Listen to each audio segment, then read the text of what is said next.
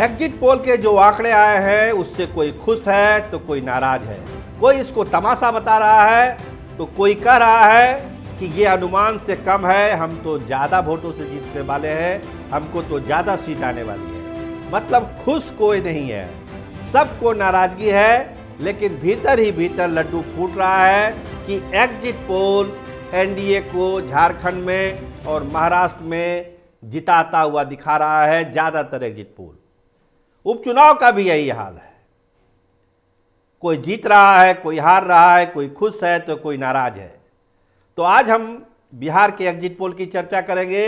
झारखंड में जो बिहार की पार्टियां चुनाव लड़ रही है, चिराग पासवान की पार्टी, जनता दल यूनाइटेड, उसकी भी चर्चा करेंगे कि एग्जिट पोल के आंकड़े क्या कहते हैं। क्या झारखंड में चिराग जल रहा है, क्या तीर निशाने पर है?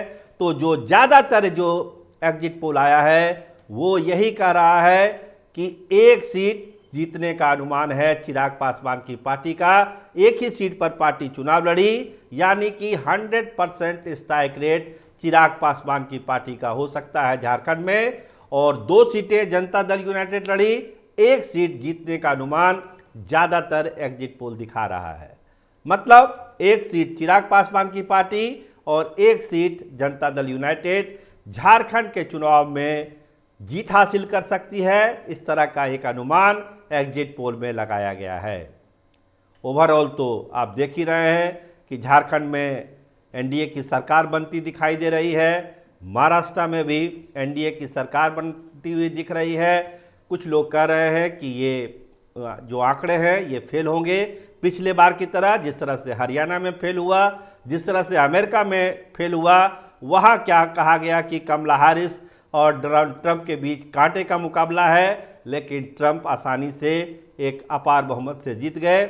इस बार भी एग्जिट पोल फेल होगा और महागठबंधन जीतेगा और वहाँ पर महाअघाड़ी जीतेगा। तो ये कहानी है, अपने अपने दावे हैं। 23 को जब फाइनल नतीजा आएगा तब तो पता चल ही जाएगा कि कौन जीत रहा है और कौन हार रहा है। बात करते हैं बिहार के उपचुनावों के एग्जिट पोल की। यहाँ क्या हुआ, जो आंकड़े हैं, जो एग्जिट पोल हुआ है, उसमें साफ साफ है कि राष्ट्रीय जनता दल को एक बड़ा झटका लगा है उपचुनाव में। 4 में से 3 सीटें आरजेडी की जीती हुई है, एक सीट पर जीतन राम मांझी की पार्टी जीती हुई है। तो आरजेडी को झटका लगता हुआ दिख रहा है और एनडीए को फायदा होता हुआ दिख रहा है इस उपचुनाव में, जो एग्जिट पोल के आंकड़े हैं। आइए बात शुरुआत करते हैं रामगढ़ से, जहां पर लालटेन की लौ धीमी होती हुई दिख रही है। मुकाबला बहुजन समाज पार्टी और भाजपा के बीच एग्जिट पोल में दिखाया जा रहा है। कहा जा रहा है कुछ एग्जिट पोल में कि कांटे का मुकाबला है, कुछ सब एग्जिट पोल कह रहा है कि हाथी वहां पर आगे है, कुछ एग्जिट पोल कह रहे हैं कि वहां पर कमल खिल सकता है। तो मुकाबला हाथी और कमल के बीच में है। लालटेन की लौ धीमी है, यानी तीसरे नंबर पर लालटेन को दिखाया जा रहा है। तो एग्जिट पोल का ये रुझान है। हम एक बार फिर क्लियर कर दें कि ये एक रुझान है, एग्जिट पोल है, एग्जैक्ट पोल के नतीजे नहीं हैं, वो तो 23 को आएंगे। लेकिन रामगढ़ को लेकर जो आकलन है वो यही है कि लालटेन वहाँ पर पिछड़ता हुआ दिख रहा है। कांटे का मुकाबला हाथी और कमल छाप के बीच में है। कुछ एग्जिट पोल हाथी को जीतता हुआ दिखाई रहा है, कुछ एग्जिट पोल कमल छाप को दिखाई दे रहा है कि वो पटना जा रहा है। तो रामगढ़ को लेकर तो यही कहानी है। आइए बात करते हैं तरारी में, जहां पर माले और बीजेपी 2 ही मुकाबला था। तीसरा जो है वो तीसरा एंगल वहां पर बन नहीं पाया। जो एग्जिट पोल के आंकड़े हैं, अलग अलग आंकड़े हैं वहां के लिए भी, लेकिन वहां पर बीजेपी का कमल खिलता हुआ एग्जिट पोल बता रहा है कि वहां पर कमल खिल सकता है। जो विशाल प्रशांत हैं, सुनील पांडे के बेटे, बीजेपी से चुनाव लड़े, शामिल हुए और अपने बेटे को भी शामिल कराया, बेटे को टिकट मिला, तो वहां पर कमल खिलता हुआ एग्जिट पोल में दिखता है। 1-2 एग्जिट पोल जो है वो राजू यादव को भी जीतता हुआ दिखाई दे रहा है, लेकिन ज़्यादातर एग्जिट पोल जो है वो दिखा रहे हैं कि कमल छाप वहां पर जीत रहा है। इसके अलावा बात करिए बेलागंज की, तो यहाँ की लड़ाई तो एकदम समझिए कि कांटे की लड़ाई है, एकदम कांटे की लड़ाई है। और जैसा कि पहले भी अनुमान था कि लड़ाई में प्रशांत किशोर ने एक तीसरा एंगल बनाया जिसका नुकसान सुरेंद्र यादव के बेटे को हुआ है और उसमें वो कहीं ना कहीं से विश्वनाथ यादव को घाटा हुआ है।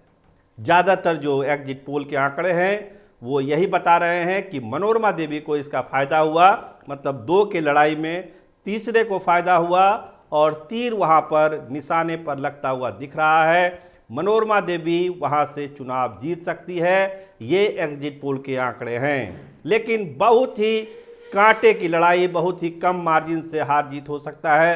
रुझानों में ये बताया गया है सुरेंद्र यादव ने पूरी मजबूती से लड़ाई लड़ी है, लेकिन मोहम्मद अमजद के मैदान में आ जाने के बाद उसका नुकसान होता हुआ दिख रहा है और तीर छाप वहाँ पर निशाने पर है, वह जीत सकता है। मनोरमा देवी ये सीट निकाल सकती है। ये एग्जिट पोल के आंकड़े हैं, एग्जिट पोल का कंक्लूजन है।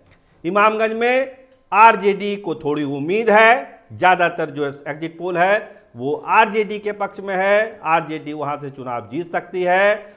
जीतन राम मांझी की जो बहू दीपा मांझी हैं कड़ी लड़ाई में है, एक आंख जो एग्जिट पोल है वो जरूर जिता रहा है दीपा मांझी को, लेकिन ज़्यादातर जो है वो आरजेडी के साथ है कि आरजेडी वहाँ से चुनाव जीत सकती है, यानी कि एक जगह पर लालटेन जल सकता है। लेकिन मुकाबला बहुत ही टाइट है, मतलब चारों उपचुनाव में आप देख रहे हैं जो रुझान है वो यही कह रहा है कि मुकाबला बहुत कांटे का है। देखिए पिछले बार जो एग्जिट पोल गड़बड़ हुआ था, इस बार एग्जिट पोल वालों ने बड़ा संभल के सर्वे किया है और जहां उनको लगा कि क्लोज फाइट है वहां पर कोई एक कंक्लूजन में पहुंचने से पहले उन्होंने ये जरूर कहा कि मुकाबला टाइट है, कुछ भी ऊपर नीचे हो सकता है, थोड़ा सा भी अगर वोट स्विंग हुआ तो कोई भी जीत सकता है या हार सकता है।